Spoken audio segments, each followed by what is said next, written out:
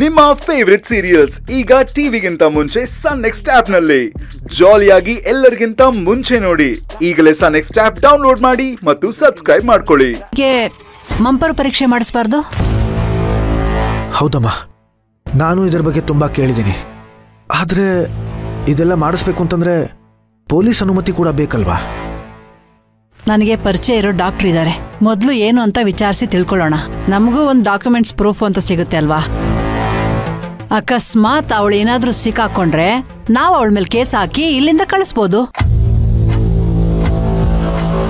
ಯಾರಿಗ್ ಗೊತ್ತು, ಇದ್ರ ಮುಖಾಂತರ ನಮ್ ಸುರಭಿ ಎಲ್ಲಿದ್ದಾಳೆ ಅಂತನಾದ್ರೂ ತಿಳ್ಕೊಬೋದಲ್ವಾ?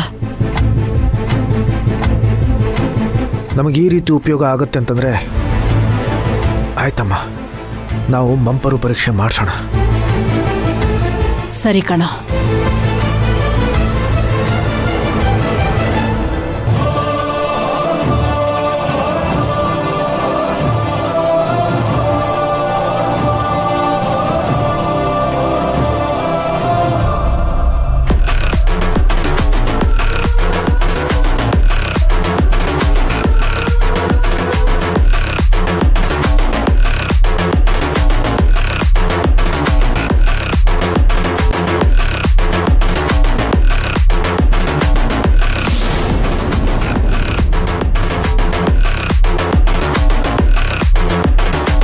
ನಮಸ್ತೆ ಮೇಡಮ್. ನಮಸ್ತೆ ಮೇಡಮ್. ಬೆಂಕಿ ಬಿತ್ತು ನಿಮ್ ನಮಸ್ಕಾರಕ್ಕೆ. ನಿಮ್ಗೋಸ್ಕರ ನಾನು ಇಲ್ಲಿ ಎಷ್ಟೊತ್ತಿಂದ ವೇಟ್ ಮಾಡ್ತಾ ಇದ್ದೀನಿ ಗೊತ್ತಾ? ಸಾರಿ ಮೇಡಮ್, ನಾವು ಹೆಸರಿಗಷ್ಟೇ ಕ್ರೈಮ್ ಡಿಪಾರ್ಟ್ಮೆಂಟ್. ಆದರೆ ಕೆಲವೊಂದು ಕೇಸ್ಗಳಿಗೆ ನಮ್ಮನ್ನ ಸೆಂಟ್ರಲ್ ಗೌರ್ಮೆಂಟಿಂದ ಅಪಾಯಿಂಟ್ ಮಾಡಿರ್ತಾರೆ. ನಾವು ನಮ್ಮವ್ರನ್ನ ಕಣ್ತಪ್ಪಿಸ್ ಬರೋದು ಅಷ್ಟು ಸುಲಭ ಅಲ್ಲ. ಈಗ ಎಲ್ಲ ಕಡೆ ತುಂಬ ಸ್ಟ್ರಿಕ್ಟ್ ಆಗಿದೆ ಮೇಡಮ್.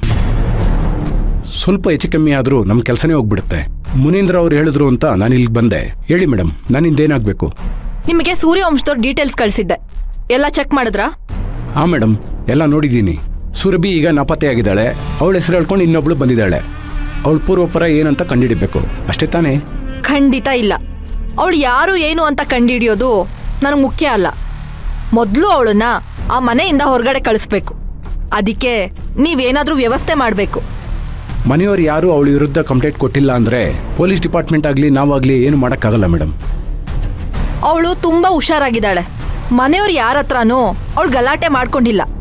ಅವಳು ಯಾರು ಅನ್ನೋ ಐಡೆಂಟಿಟಿ ಬಗ್ಗೆ ಒಂದು ಸಣ್ಣ ಕ್ಯೂನು ಅವಳು ಬಿಟ್ಕೊಟ್ಟಿಲ್ಲ. ಅಲ್ಲ ಜನಾರ್ದನ್ ಅವರೇ, ಒಬ್ಬ ವ್ಯಕ್ತಿ ಒಂದು ಮನೆ ಬಗ್ಗೆ ಅಥವಾ ಒಂದು ಫ್ಯಾಮಿಲಿ ಬಗ್ಗೆ ಹೇಗಾದರೂ ಈಸಿಯಾಗಿ ವಿಷಯ ತಿಳ್ಕೊಂಬಿಡ್ಬೋದು. ಆದರೆ ನಡೆದಿರೋ ಘಟನೆ ಬಗ್ಗೆ ಹೇಗೆ ತಿಳ್ಕೊಳಕ್ ಸಾಧ್ಯ?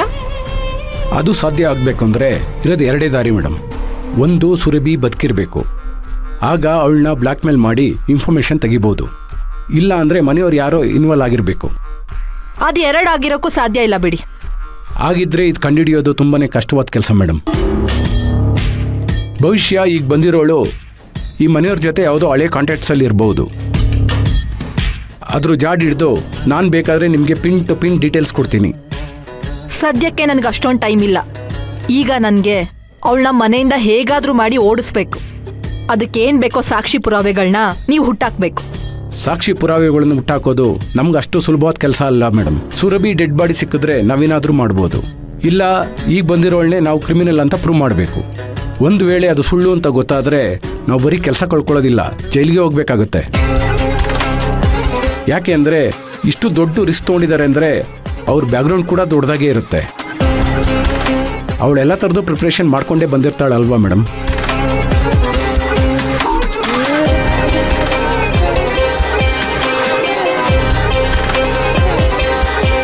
ಇದರಲ್ಲಿ 5 ಲಕ್ಷ ಇದೆ. ಕೆಲಸ ಪೂರ್ತಿ ಆದಮೇಲೆ ನೀವು ಎಕ್ಸ್ಪೆಕ್ಟೇ ಮಾಡದೇ ಇರೋಷ್ಟು ಅಮೌಂಟ್ನ ನಾನು ಸೆಟಲ್ ಮಾಡ್ತೀನಿ.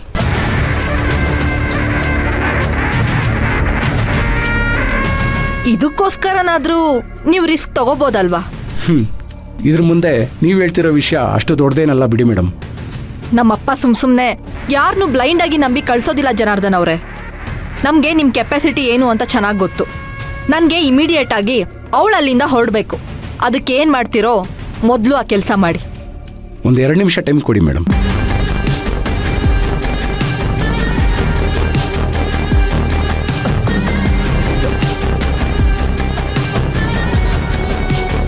ಮೇಡಮ್, ಸುರಭಿ ಕಳೆದೋಗಿದ್ದು ಕಾಳಿ ಬಿಡ್ತಿರಲ್ವಾ? ಹೌದು. ಆ ಘಟನೆ ನಡೆದಿದ್ದು ದೀಪಾವಳಿ ಹಬ್ಬದ ದಿವಸ ಅಲ್ವಾ? ಹೌದು ಮೇಡಮ್, ಆ ಕಾಳಿ ಬೆಟ್ಟದ ಪಕ್ಕದಲ್ಲಿ ಮಾರಿ ನದಿ ಹಾದು ಹೋಗುತ್ತೆ. ಹಾಗೇ ಮುಂದಕ್ಕೆ ಹೋದರೆ ಅಲ್ಲಿ 2 ಫ್ಯಾಕ್ಟ್ರಿ, ಒಂದು ಸ್ಟೋರೇಜ್ ಗೋಡನ್ ಇದೆ ಮೇಡಮ್. ಆ ಜಾಗದಲ್ಲಿ ಇತ್ತೀಚೆಗೆ ಒಂದು ಫೈರ್ ಆಕ್ಸಿಡೆಂಟ್ ಆಗಿತ್ತು. ನಾವು ಬೇಕಾದರೆ ಈ ಇನ್ಸಿಡೆಂಟ್ನ ಅದಕ್ಕೆ ಲಿಂಕ್ ಮಾಡ್ಕೋಬಹುದು. ಆಗ ಯಾರಿಗೂ ಡೌಟ್ ಬರಲ್ಲ. ಸ್ವಲ್ಪ ಬಿಡ್ಸ್ ಹೇಳ್ಬೋದಾ?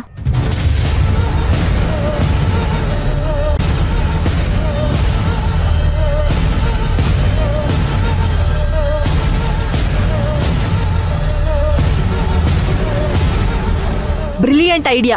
ಖಂಡಿತವಾಗ್ಲೂ ಇದು ವರ್ಕೌಟ್ ಆಗುತ್ತೆ. ಆದಷ್ಟು ಬೇಗ ನೀವು ಕೆಲಸ ಶುರು ಮಾಡ್ಕೊಳ್ಳಿ. ನಾನು ನೋಡ್ಕೋತೀನಿ. ಎಂತೆಂಥ ರಾಜಕೀಯ ಕೇಸ್ಗಳನ್ನೇ ದಾರಿ ತಪ್ಪಿಸಿದ್ದೀವಿ. ಇದೆಲ್ಲ ನಮ್ಗೆ ಮ್ಯಾಟ್ರೇ ಅಲ್ಲ. ಆದರೆ ನೀವು ಸುರಭಿಗೆ ಸಂಬಂಧಪಟ್ಟ ಕೆಲವು ವಸ್ತುಗಳನ್ನ ತಂದು ಕೊಡಬೇಕು. ಎಷ್ಟು ಬೇಗ ನೀವು ಅದನ್ನು ನನ್ನ ಕೈಗೆ ತಂದು ಕೊಡ್ತೀರೋ ಅಷ್ಟು ಬೇಗ ನಿಮ್ಮ ಕೆಲಸ ಆಗುತ್ತೆ. ಒಟ್ಟಿನಲ್ಲಿ ಅವಳನ್ನ ಫ್ರಾಡ್ ಅಂತ ಪ್ರೂವ್ ಮಾಡೋ ಜವಾಬ್ದಾರಿ ನಂದು. ನಿಮ್ಗೇನೇನು ಬೇಕೋ ಅದನ್ನೆಲ್ಲ ತಲುಪಿಸೋ ಜವಾಬ್ದಾರಿ ನಂದು. ಆಯಿತು ಮೇಡಮ್, ಇನ್ನು ಮಿಕ್ಕಿದ್ದು ನಾನು ನೋಡ್ಕೋತೀನಿ. ಸರಿ, ಬರ್ತೀನಿ ಮೇಡಮ್.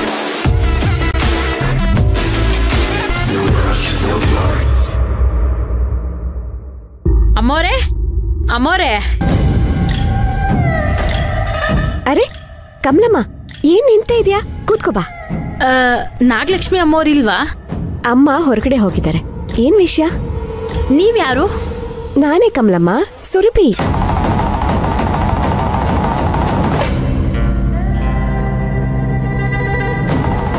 ನಿಮ್ಮ ಹೆಸರು ಸುರಭಿನಾ? ಇದಕ್ಕೂ ಮುಂಚೆ ನಾನೆಲ್ಲೂ ನೋಡೇ ಇಲ್ವಲ್ಲ. ನೀವೇನಾಗ್ಬೇಕು ಈ ಮನೆಗೆ? ಇದೇನ್ ಕಮಲಮ್ಮ ಹೀಗ್ ಕೇಳ್ತಾ ಇದ್ಯಾ? ನಾನು ನಾಗೇಂದ್ರನ್ ಮಗಳು, ಸೂರ್ಯವಂಶದ ಸೊಸೆ, ಸೂರ್ಯವರ್ಧನ್ ಅವ್ರ ಹೆಂಡತಿ. ನಿಮ್ ಉಪ್ಪಿನಕಾಯಿ ಫ್ಯಾಕ್ಟ್ರಿ ಓನರ್ ನಾನೇ, ಸುರಭಿ. ಮರ್ತ್ ಹೋಗ್ಬಿಟ್ಯಾ?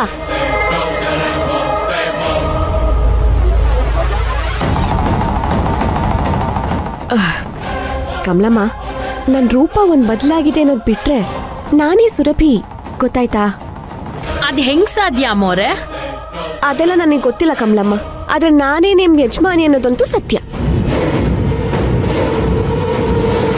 ಇಲ್ಲ ಇಲ್ಲ, ಇದ್ಯಾಕೋ ನನ್ನ ಕೈಲಿ ನಂಬಕ್ಕಾಗ್ತಾ ಇಲ್ಲ.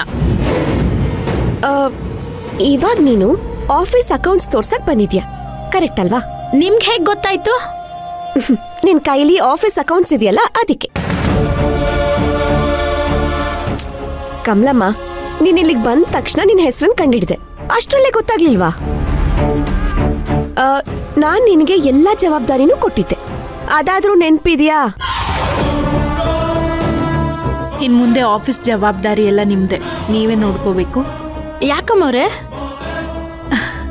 ಕಮಲಮ್ಮ, ನಾನೊಂದು ವ್ರತ ಮಾಡ್ತಿದ್ದೀನಿ. 1 ವಾರ ಆಫೀಸ್ ಕಡೆ ಬರೋಕ್ಕಾಗಲ್ಲ, ಹಾಗಾಗಿ ಜವಾಬ್ದಾರಿ ಎಲ್ಲ ನೀವೇ ನೋಡ್ಕೋಬೇಕು. ಪದ್ಮಿನಿಗೆ ಹುಷಾರಿಲ್ಲ ಅಂದಾಗ ಆಫೀಸ್ ಜವಾಬ್ದಾರಿನೆಲ್ಲ ನಿನಗೆ ಕೊಟ್ಟಿದ್ದೆ. ಆಗಾಗ ಮನೆಗೆ ಬಂದು ಅಕೌಂಟ್ಸ್ ಎಲ್ಲ ಕ್ಲಿಯರ್ ಮಾಡ್ಕೊಂಡು ಹೋಗ್ತಿದ್ದೆ, ಕರೆಕ್ಟ್ ಅಲ್ವಾ?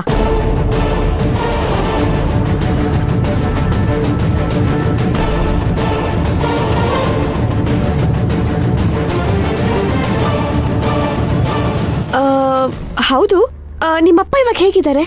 ಆಪರೇಷನ್ ಎಲ್ಲ ಚೆನ್ನಾಗಾಯ್ತಾ?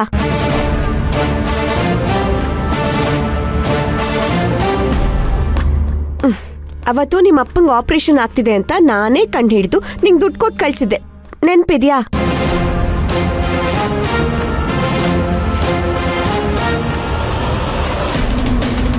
ನಿಮ್ಮ ತಂದೆ 2 ದಿನದ ಹಿಂದೆ ಹಾಸ್ಪಿಟ್ಲಿಗೆ ಅಡ್ಮಿಟ್ ಆಗಿದ್ದಾರೆ ಅಂತ ನಂಗೆ ಗೊತ್ತು. ಇವತ್ತು ಅವ್ರ ಆಪರೇಷನ್ ಅಲ್ವಾ? ಬರೀ ಅವರು ನಿಮಗೆ ತಂದೆನಾ? ನನಗೂ ತಂದೆ ಇದ್ದ ಹಾಗೆ ಅಲ್ವಾ?